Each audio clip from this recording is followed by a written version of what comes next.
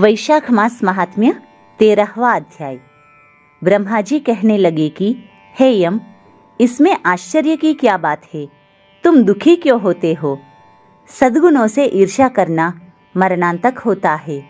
उसके उच्चारण मात्र से ही परम पद की प्राप्ति होती है। फिर राजा के शासन से विष्णु लोक को क्यों ना जाए? जिनकी जिह्वा पर हरि ये 2 अक्षर विराजमान है और जो विष्णु भगवान को प्रणाम करते हैं, स्मरण करते हैं और उनके गुणानुवाद गान करते हैं, उनको अश्वमेध यज्ञों के समान फल मिलता है। संपूर्ण पाप दूर हो जाते हैं। भगवान प्रसन्न होने से विष्णुलोक प्राप्त कर सायुज्यता प्राप्त करते हैं।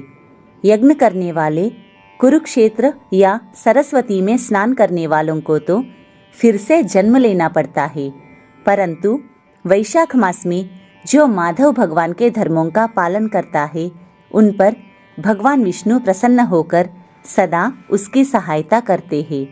हे सौरे, उस राजा का प्रभाव मेरे वश में नहीं है, क्योंकि वासुदेव भगवान के भक्तों का अशुभ कहीं नहीं होता।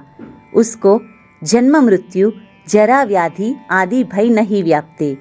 स्वामी के नियुक्त कार्य करने पर देहधारियों को कुछ अपराध नहीं होता। हे यम, जब तू इस कार्य के करने में असमर्थ है तो तेरा क्या दोष? तू शोक मत कर। ब्रह्मा जी के ऐसे कहने पर यम बहुत दुखी होकर दीनवाणी से कहने लगा, हे तात, अब मुझे अपने काम पर जाने की इच्छा नहीं है। इस महावीर्यवान राजा को जब मैं अपने धर्म से चलायमान कर दूंगा, तब कृत्य होऊंगा। हे कृपालु, आप मेरे इस कार्य को सिद्ध करा दीजिए, तब मैं फिर शासन करूंगा। यह बात सुनकर ब्रह्मा जी यम से कहने लगे कि इस विष्णु धर्मपरायण राजा का निग्रह तू नहीं कर सकता।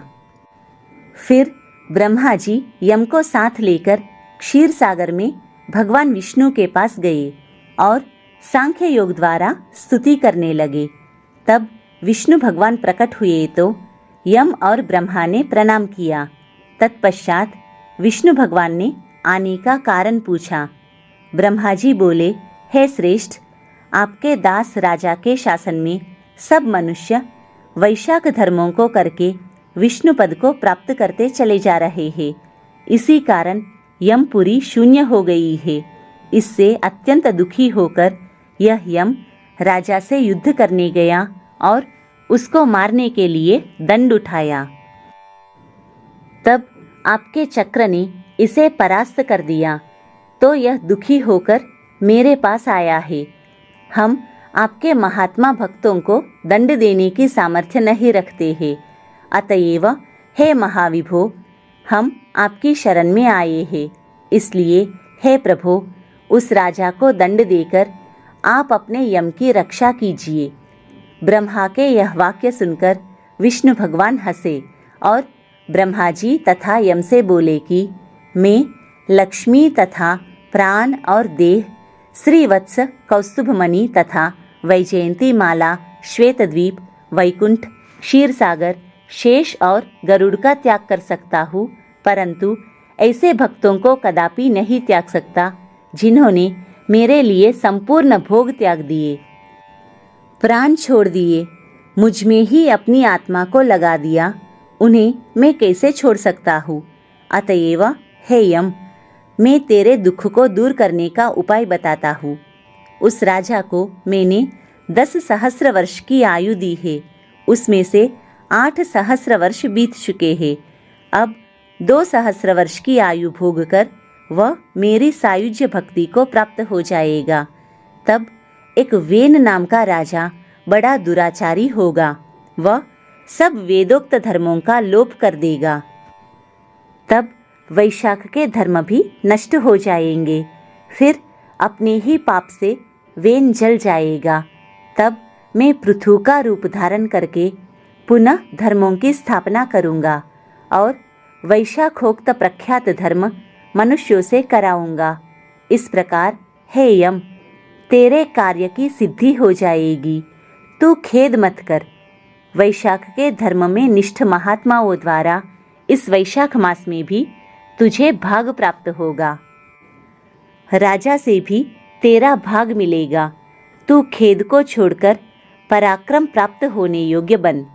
जो मनुष्य पृथ्वी में तेरे उद्देश्य से प्रतिदिन स्नान, अर्घ्य, जल, कुंभ, दही, अन्नादि का दान न करेंगे, उनके किए हुए सब कर्म निष्फल हो जाएंगे। अतएव तू उस राजा के ऊपर क्रोध का त्याग कर दे। वह राजा तेरा भाग देगा, क्योंकि वह मेरा अत्यंत भक्त है।